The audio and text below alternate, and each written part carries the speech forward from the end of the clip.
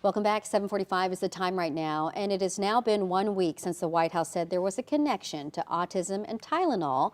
That's also when the administration told pregnant women to avoid taking acetaminophen. So as you can imagine, this has had an impact on the medical community and for a lot of parents. Dr. Greg Cejas from WashU is here to give us some insight. Thank you so much for being here this morning. Absolutely. Well, first of all, let's just get to it. What does the medical community actually say about Tylenol and autism? Sure.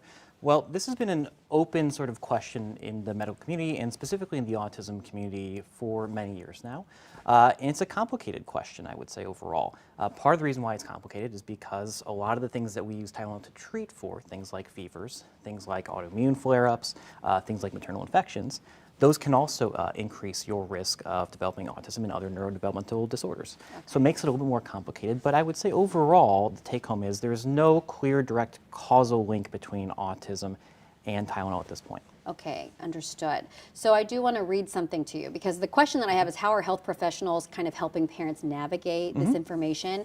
And so I do want to read you something from the White House, if we can show that. But it said, predictably, this was from a press release last week, predictably, the fake news immediately went into frenzied hyperventilation with their usual smears, distortions, and lies. And then also went on to say, hey, fact, evidence suggests acetaminophen use in pregnant women, especially late in pregnancy, may cause long-term neurological effects in their children. So when you see words like that coming from the president, you do wonder, okay, how are parents supposed to find trusted information from their medical experts and really navigate big announcements like that? Yeah, it's a good question.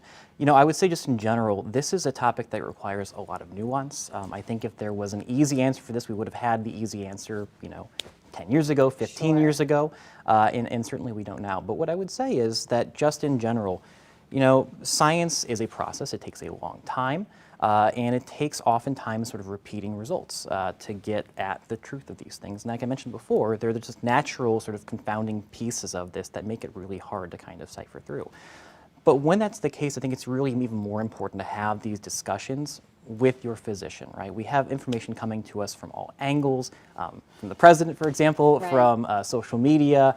At this point, though, the person who knows your health history best, who knows you best, and your priorities is going to be your healthcare provider, and they're your partner. They're there to help you. They're there to work with you and sort of work towards a shared goal. So having a discussion with them is really crucial. And in full disclosure, just as a media professional, I give the news, right? So I have to say, attribute what the president said, attribute what the health secretary says, attribute what medical professionals say. And I'm not a medical professional, so I'm always like, okay, well, what are you telling your patients so that we can pass that along? Yeah, absolutely. Yeah.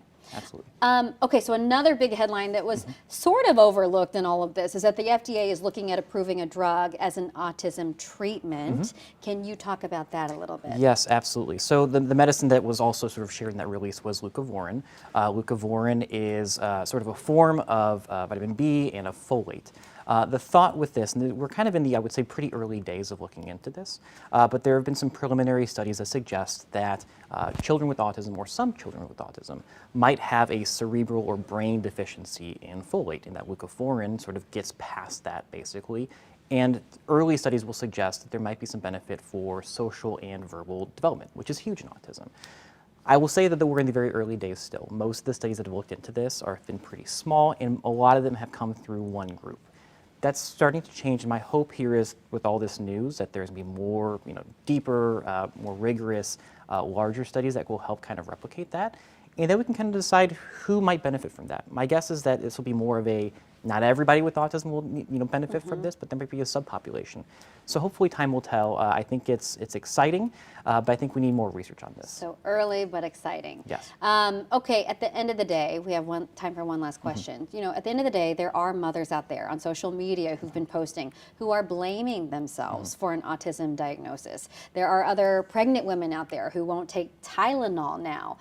What advice can you give just as a professional? You've kind of mentioned it already, but what would you say? Absolutely. So my biggest take home again is talk with your provider about this. Talk with your OBGYN if you're pregnant, because even the risk of Tylenol aside, the things that you can use Tylenol for themselves carry really strong and serious risks for not just autism, but other things like preterm birth, neural tube defects, things like that. And so having that discussion, weighing the pros and cons, is a really important thing to talk about with your individual healthcare provider.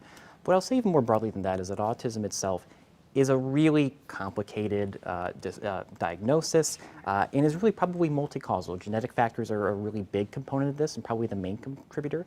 There might be some environmental ones as well, but my guess is, and really I think our scientific field's best foot forward here is saying that it's not going to be just one thing. Sure. Okay. Well, I really appreciate your time this morning, and hopefully that provided some clarity for folks. And as always, as you say, talk to your doctor. Absolutely. Dr. Cejas, thank you so much for being here this morning. Of course. Really appreciate it. Thank you for having me. All right, so let's get on over to our other big headline. Well,